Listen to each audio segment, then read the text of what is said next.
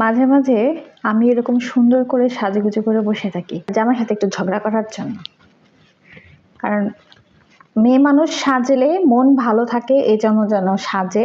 আপনার যদি ইচ্ছা হয় যে আজকে জামারে একটু চুলকানি দিবেন আর জামাইরে হয়েছে একটু জ্বালাইবেন, এই জ্বালানোর জন্য চুলকানোর জন্য মাঝে মাঝে এরকম সাজুগুজু হুট করে বলে কি গো শোনা তুমি এরকম সেজেছো কেন, তখন সুন্দর করে আমার মতো একটা বুদ্ধি পাকাবেন।